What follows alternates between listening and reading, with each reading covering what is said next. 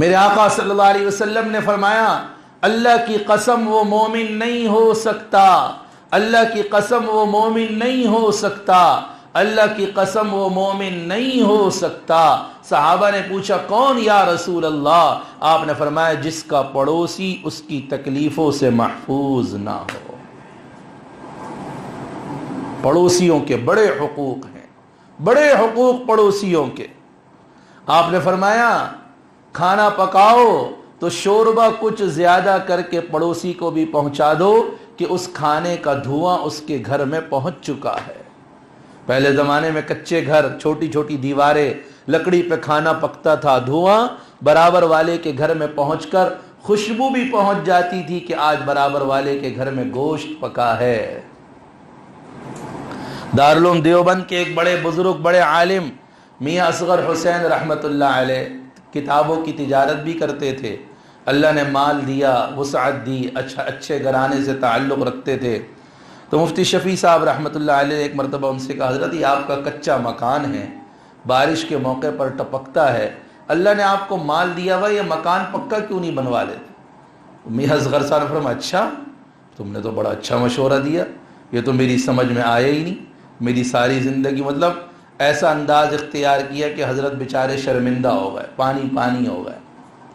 پھر مفتی شفیع صاحب نے کہا حضرت آخر وجہ تو بتائیں، کیا وجہ ہے؟ کہنے لگے آؤ میرے ساتھ چلو۔ باہر آئے، کہنے لگے پوری گلی میں دیکھو کسی کا پکا مکان ہے؟ کہا نہیں۔ کہا اگر میں پکا مکان بنوا لوں گا تو میرے پڑوسیوں کو تکلیف ہوگی کہ ہم پکا مکان نہیں بنوا سکے، اور میرے پاس اتنے پیسے نہیں ہیں کہ میں سب کا مکان پکا بنوا سکوں، اور اپنا مکان پکا بنوا کے پڑوسیوں کو تکلیف نہیں دینا چاہتا۔ زندگی تو گزری گئی، گزری جائے گی۔ اتنا خیال کہ پڑوسیوں کو میری وجہ سے تکلیف نہ ہو۔ آم کا دور چلا گھر میں، کہا آم کے چھلکے باہر پھینک دوں؟ کہا نہیں، بہت سے غریب محلے دار بھی رہتے ہیں، ان کا دل دکھے گا کہ ہمارے گھر میں تو آم نہیں آئے، ان کے گھر میں آم آ گئے، جاؤ جنگل میں جا کے بکریوں کو کھلا کر آؤ، اس کے چھلکے بکریوں کو کھلا کر آؤ۔ اتنا خیال پڑوسیوں کا، اتنا خیال کہ آپ علیہ الصلوۃ والسلام نے فرمایا وہ شخص جنت میں جا نہیں سکتا جس کا پڑوسی اس کی اذیتوں سے اور اس کی تکلیفوں سے محفوظ نہ ہو۔ صحابہ نے پوچھا یا رسول اللہ ہمیں کیسے پتا چلے گا کہ ہم اچھے ہیں یا برے؟ ہمیں کیسے پتا چلے گا کہ ہم اچھے ہیں یا برے؟ آپ نے فرمایا جس کا پڑوسی اس کے بارے میں کہے کہ یہ اچھا ہے تو سمجھ لو کہ وہ اچھا ہے، اور جس کا پڑوسی اس کے بارے میں کہے کہ یہ برا ہے تو سمجھ جاؤ کہ یہ برا ہے۔ پڑوسیوں کے ساتھ اچھا سلوک۔ احسن الی جارک تکن مسلما۔ آپ علیہ السلام کہہ رہے ہیں اگر ایمان والے بننا چاہتے ہو، اسلام والے بننا چاہتے ہو تو پڑوسیوں کے ساتھ اچھا سلوک کرو۔ آپ نے فرمایا من کان یؤمن باللہ والیوم الآخر فلا یؤذی جارہ، جو اللہ اور آخرت کے دن پر ایمان رکھتا ہو اس کو چاہیے اپنے پڑوسی کو کبھی تکلیف نہ پہنچائے۔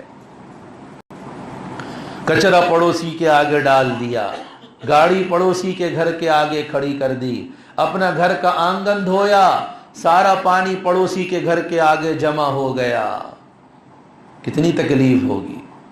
اور آج کل تو اللہ معاف کرے شادی بیاہ نہیں ہے، بربادیاں ہیں، ڈھول ڈھمک کے ناچ گانے پٹاخے، سب کی راتوں کی نیندیں برباد، گلیوں میں شادیاں ہو رہی ہیں، حالوں میں شادیاں، حال کے قریب والے رات کو سو نہیں سکتے بیچارے۔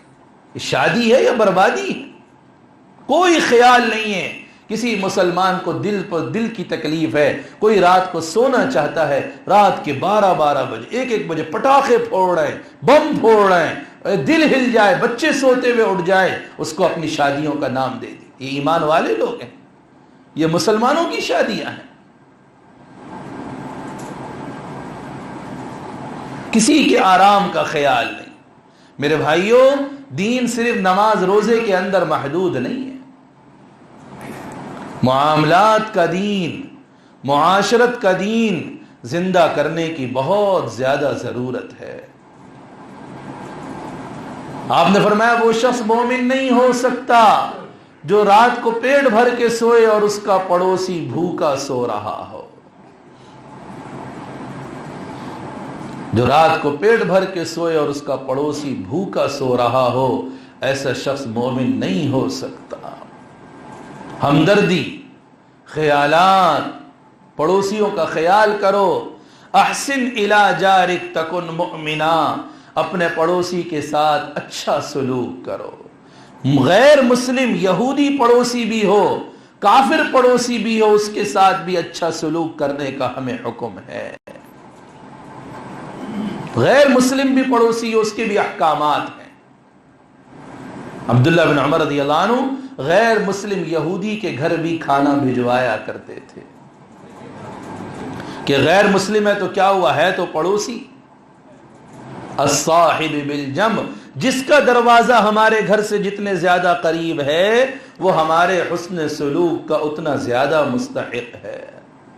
آج ہمارے یہاں تو کیا ہے کہ جی وہاں سے آئے گا تو یہاں سے جائے گا، وہاں برابر والوں کے یہاں سے کچھ نہیں آتا تو یہاں سے بھی کچھ نہیں جائے گا، دور والوں کے یہاں سے آتا ہے تو دور والوں کے یہاں جائے گا. یہ تو لین دین ہو گیا، یہ تو عدلے کا بدلہ ہو گیا.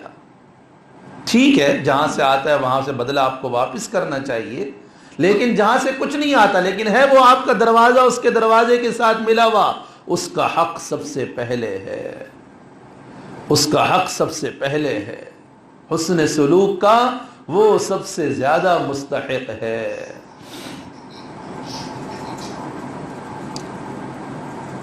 تو احسن الی جارک، اپنے پڑوسی کے ساتھ اچھا سلوک کرو. میرے آقا صلی اللہ علیہ وسلم کی نصیحت ہے، پڑوسی کو کبھی دکھ نہ پہنچاؤ، کبھی تکلیف نہ پہنچاؤ. ہم اپنی گھر کے باہر کھڑے ہوئے بیوی کو بچوں کو بلانا چاہتے ہیں، زور سے ہارن بجاتے ہیں، پڑوسی کی نیند خراب ہوتی ہے، محلے والوں کی نیند خراب ہوتی ہے. بھائی اتر کے جاؤ، گھر کی گھنٹی بجاؤ، ان کو بلاؤ. ہم تو بڑے سیٹ بنے ہوئے نا، گاڑی سے اترنا تو ہماری شان کے خلاف ہے، اور انتظار بھی ہم سے نہیں ہوتا بیوی بچوں کا. 1 منٹ دیر سے آ جائے تو باتیں بھی خوب سناتے. بستر کی پڑوسی تو بیوی بھی ہے، بیوی کا پڑوسی شوہر بھی ہے.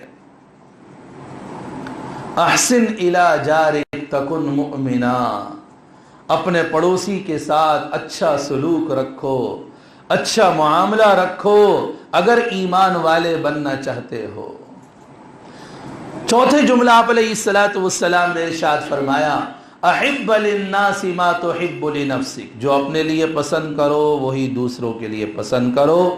آج ہماری پسندیدگی کے معیار بدل گئے. میں سیٹ ہوں، میرا ملازم ہے، میں چاہتا ہوں یہ وقت پر آئے، اور اگر میں ملازم بن جاؤں اور میں وقت پہ نہ جاؤں کوئی بات نہیں، ڈنڈیاں مار دیں گے ہم. اپنے ملازم کے بارے میں تو چاہا وقت پر آئے، لیکن اپنے لیے کیا معیار ہے؟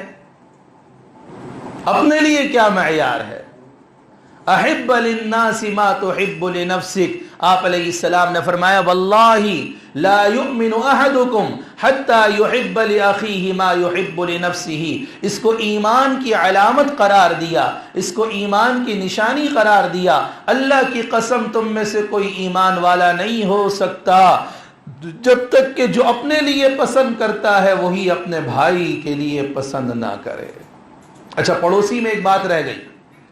ایک ہوتا ہے دکان کا پڑوسی، اس کے ساتھ بھی حسن سلوک. ایک جگہ میں واقعہ پڑھ رہا تھا کہ ایک بزرگ مکہ مکرمہ میں گئے خریداری کے لیے. دکان پہ پہنچے، کپڑے کا سودا کیا، سودا ہو گیا، دام طے ہو گئے. تو دکاندار نے کہا کہ بھائی جو اگر آپ اس دام میں کپڑا لینے پر راضی ہیں تو ایک کام کریں، وہ سامنے والی دکان والے کے پاس چلے جائیں، وہاں بھی آپ کو اسی دام پہ کپڑا مل جائے گا، یہی کپڑا. خریدار بڑا پریشان کہ بھئی ہم نے سودا آپ سے کیا، لینا آپ سے چاہتے ہیں، آپ آگے بھیج رہے ہیں. بہت مشکل سے اصرار کے بعد پوچھنے پر بتایا کہ بات یہ ہے کہ بھئی صبح سے میری دکان پر 7-8 گھاک آ چکے، اس بیچارے کی دکان پہ ایک بھی گھاک نہیں آیا، تو اس کا بھی کچھ بھلا ہو جائے. کوئی کرے گا آج یہ؟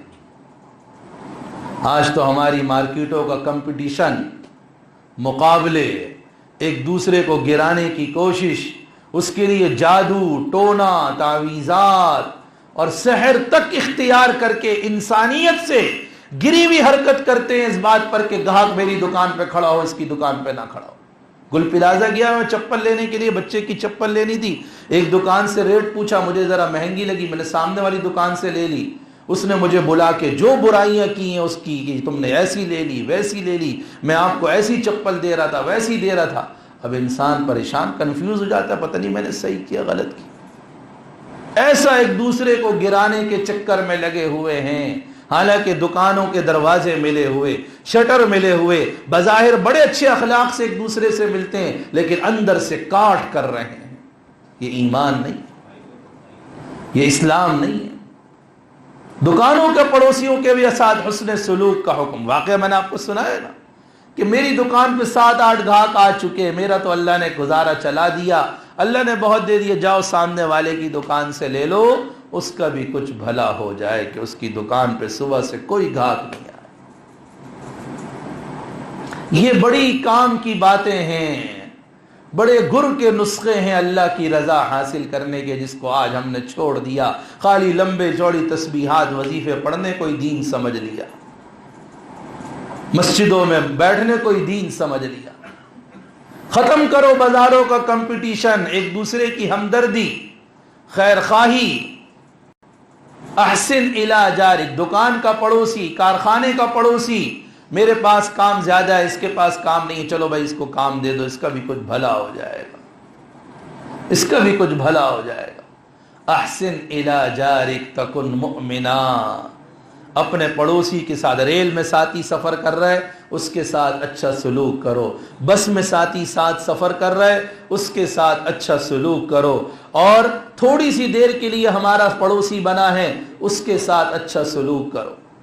اور پڑوسی کا نیک مل جانا یہ بھی اللہ کی بڑی نعمت ہے۔ بہت سے لوگوں کی زندگیوں میں دین آیا ان کے پڑوسیوں کی وجہ سے۔ اس وجہ سے عربی کا ایک محاورہ ہے، اطلب الجار قبل الدار، اطلب الجار قبل الدار۔ کیا ترجمہ اس کا؟ گھر تلاش کرنے سے پہلے پڑوسی تلاش کرو، گھر تلاش کرنے سے پہلے پڑوسی تلاش کرو۔ پڑوسی نیک ہوگا، اچھا ہوگا، ہماری زندگی جنت بن جائے گی۔ پڑوسی اگر اللہ نہ کرے برا مل جائے تو کروڑوں کا گھر بھی جہنم بن جاتا ہے، لاکھوں کا گھر بھی جہنم بن جاتا ہے۔ اس وجہ سے بڑوں کا عربی کا محاورہ کیا ہے؟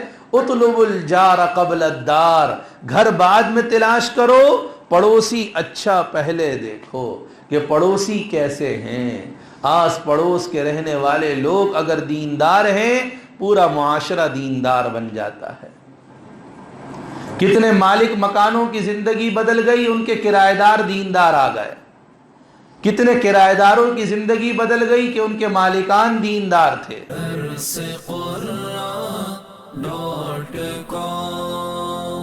www.darsequran.com